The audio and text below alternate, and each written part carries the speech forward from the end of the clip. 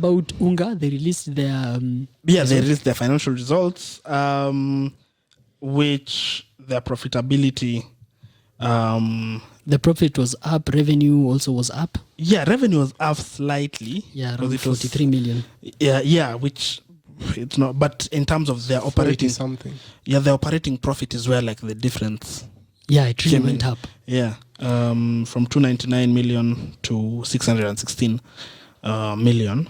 So that is attributed to the receipt of payments from the 2017. Why do I feel no, if someone pays you your debt, it does not affect your cost of sales. It doesn't affect your cost. So they did some serious cost cutting. I really somewhere. think they laid off people.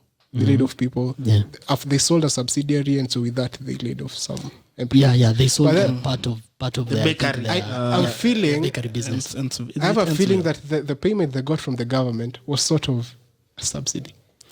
Also, and so the cost. Yeah. And so they sold what they didn't buy. You understand? Actually, they got a subsidy, and so the cost of their goods went low. And so that there were some tax exemptions. So most of the rebates actually came in the previous financial year. Yeah, so you see. That was when it was booked. Yeah. I think now let's look a bit at the back end of the business. For me, I'm happy. I'm happy with UNGA. First of all, to note that I think a new CEO is incoming, I think in October, if not November. Yeah, because the existing one, Nick, is called Nick Hutchinson. Yeah, has been there for 20 years. So we are having the CEO who's currently the head of Peptang. He's a young guy, he's going to be there for, I think, quite a long time. Energetic guy, progressive thinking. I think Joseph Choge, that's his name. I think I like the guy personally. And just looking now at the whole business spectrum, you find that something that I noted that has really made me happy is the fact that UNGA sold their bakery business. Now, if you look at the trends at the trends of consumption in Kenya, bread is slightly each and every day it disappears from the table, the breakfast table. People are moving away from carbs. Okay, so people are not really into consumption of breads and the likes. So people prefer other things. People are really even going back to ngwashes and the things and the So I think that was great that they noted that trend. And do you know now they've gone into an agreement to set up an aqua feeds company, to establish an aqua feeds. And also this is, I think they are watching the trends, because I don't know if it's just people around me, but even on social media, there's currently a wave of fish consumption in Kenya.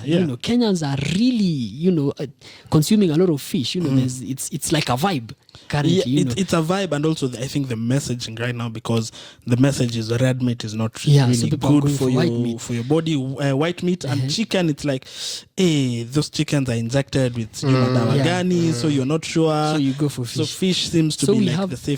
And we have a huge deficit of thousands of metric tons of fish in Kenya. So how do you get water bodies that we have? It's a finite resource. Okay, so how do we fill those gaps? It's through fish farms. Right. And fish farms, what do they require? Aqua feeds. So now UNGA feeds have noted that. And this is like, I remember we were having a debate with Easter once of how Blue Band, Unilever sold Blue Band. And I was like, who's gonna buy this? I was bought by a company called Upfield. So I was like, why have they bought Blue Band? I mean, people are moving away from consumption of margarine and the likes. But have you seen what they've done? It's very interesting. Rebranding, the whole rebranding thing. They've actually diversified. They still have that Blue Band, which they sell, but now they've diversified into peanut butter, mayonnaise. They even have porridge flour. They have baking margarine. So they bought the brand, not the product. The brand, not the product, nice. Which is very interesting. Nice. So I think I love when I see companies following these trends of healthy consumption by Kenyans. And I think, just fun fact, like, Upfield is actually owned by a private equity firm called KKR, Yeah, it's which American. is one of the largest private equity companies in the world. So like these guys know what they are doing when they come, and like the product diversification that they've done, and now under the Blue Band brand, like you find so many random things. Like at this rate, I wouldn't be surprised if I'm walking down the detergent aisle, and you see Omo, Ariel, Toss, then Blue Band, and Blue Band. there was one meme going on in social media that how they've packaged the unga ya uji. It actually looks like washing powder. Like washing powder.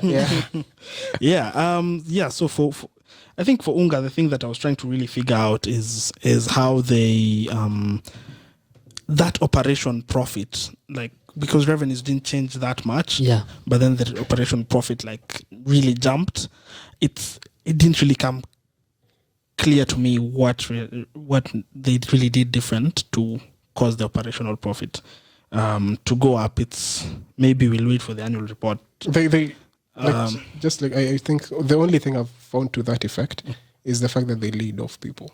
And so also if you dispose some subsidiaries or your other operations, because money came in from the bakery business. So has it come in or it's expected? No, it's expected. It's not hit the account yet. So the money, the cost they used to spend on the running of these other businesses, like what do you call it? That business that they sold. The bakery business. The bakery business, yeah. So the costs of that, maybe that's a very big maybe. Yeah, that's some of the things that contributed to the cost of sales coming down, the operational cost coming down. Yeah, because that's what I didn't really see come clearly. They didn't really speak much. Yeah, they did reduce. They renegotiated on I think their facilities as well. So they got reduced. They got to reduce their interest expense. But then when I look at their cash flows, it did reduce, but it wasn't that enough to warrant such a big difference. It wasn't that big a difference, but still it wasn't at least that's one thing they've actually said. They were like they did renegotiate on their facilities. But so for UNGA, I think with this with the two, because they've gotten into two JVs. One is with the Aquafeed. That's what I wanted to say again. And the other joint venture, what was it? I think it's about animal feeds.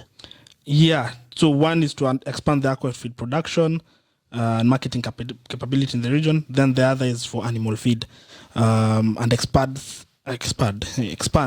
to Uganda. So with that, I don't know whether that means that the outlook looks good because they're expanding, or whether it's just something you should wait and see how it's going to go. And the animal feeds industry in the market in Kenya has massively been affected by what happened in Zambia. So Zambia, they banned exports on soya and sunflower cake, which are primary components in the production of animal feeds. So now the prices have skyrocketed. Prices have doubled, and we've seen that in the last 2 months 30 animal feed companies have actually closed shop.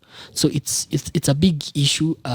So actually we found, I saw, I think must be 2 weeks, if not 3 weeks ago, that the Association of Animal Feeds in Kenya, what they did is that they asked the government for actually exemption of import duty so that they import from other countries, because we have a double taxation agreement with Zambia, which I think was set up in the 60s. So but the government they denied them that. So I think it's a hard time for those in the animal feeds business. I really hope things get better, and this speaks, but I think this comes at a time when for example, in the sunflower business, we've seen contract farming by Bidco with farmers, and I would highly encourage these animal feed producers to do contract farming with farmers for things like sunflower, so that they are certain of they're certain for they're certain about their supply, supply of their raw materials. So that now, it seems that the animal feed is a little bit focusing more into Uganda, but the question is, with the trend that is happening in the market feed, is it a business that they should be getting into, or is it going to be something like what they've now done with the bakery, where they got into it 10 years ago did not work out as well. So I think animal feeds is here to stay. I mean, Kenyans are consuming milk. You know, a lot of if you're doing zero grazing, you use a lot of animal feeds. You know, Kenyans consume a lot of eggs. You know, mayai pasua and the likes. So chicken feeds is highly consumed. I think if one finds a way of securing the raw materials, because that's the headache currently in the market. If you find a way of securing the raw materials, you're good to go. Okay. Yeah. So what are you saying? That should I go and buy UNGA?